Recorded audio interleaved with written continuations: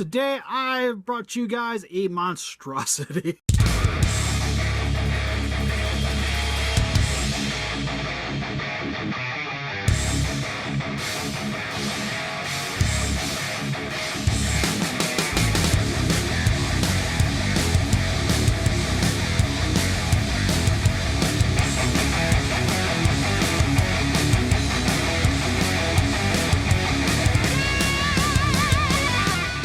Listen up, Rangers. Welcome to the Geek Chest. My name's Steve, and today in this sort of how-to, we have a NECA 1964 Godzilla that we are converting into a Jirass from Ultraman. So what you're going to see in this video is me using Warbler, which is a heated plastic that I'll be doing for the fin, be doing some dremeling for the neck, and a little bit of the paint job for it. So if you guys want to stick around, see how I put this all together, enjoy, and we'll come back for the wrap up at the end.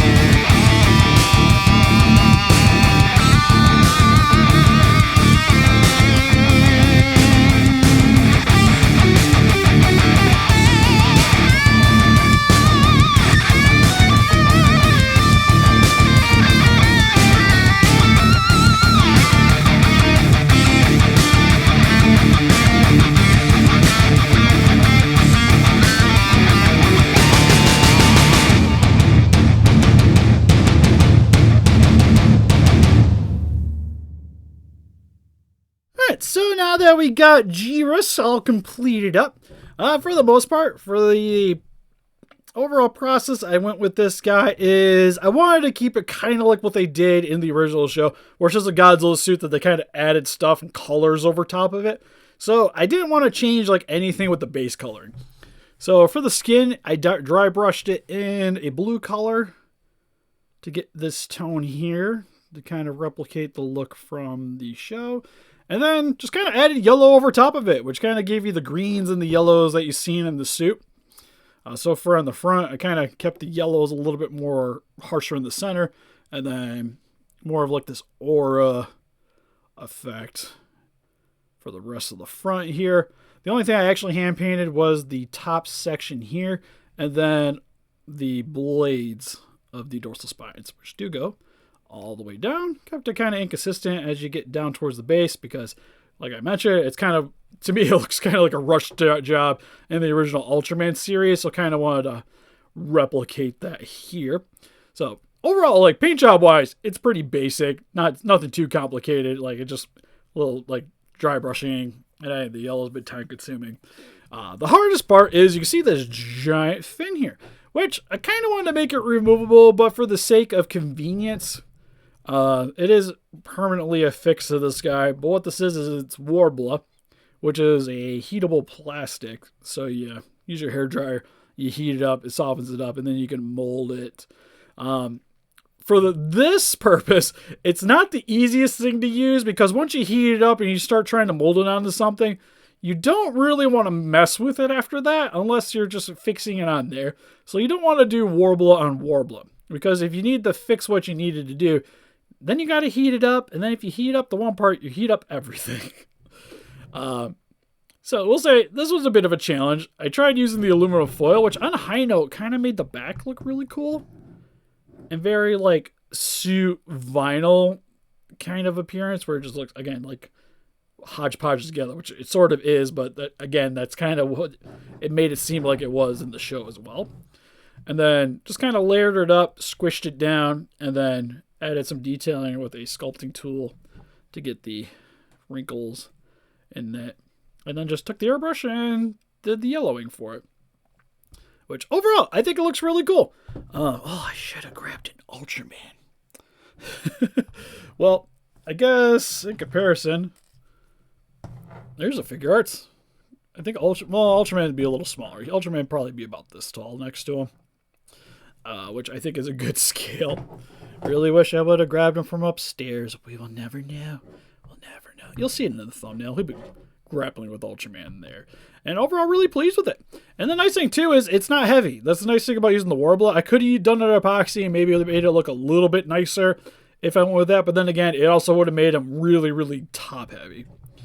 And I wanted to keep it so you could still pose the neck around if you wanted to shift him around. I also don't want to move around too much because I haven't fully clear-coated this guy. Granted, the paint I use, it's kind of hard to rub off, but I still got to add the finishing touch. So I'm not moving around too much. And then kind of left everything else alone. Because again, want to make it look like what they did with the suit, where you just added the layers over top of it. So like the nails, the teeth, the eyes, I didn't really do much with that to keep it in the same vein. But that's pretty much it for this video. So help us defeat those Kaijus by hitting the like button, subscribe, become a Ranger today. If you guys really like this guy, let me know in the comment section below. But this was a commission, so this guy will be heading to his new home. So gonna kind of miss him because he turned out pretty good. Maybe the sale will be a little bit too big, but I kind of like the obnoxious look of it the way it is. And then yeah, that's pretty much it. Link in the description for entertainment, or if you guys like to get yourselves some Godzilla or Ultraman collectibles and help support the channel, best way to do that. We'll see you guys in the next video. Bye bye.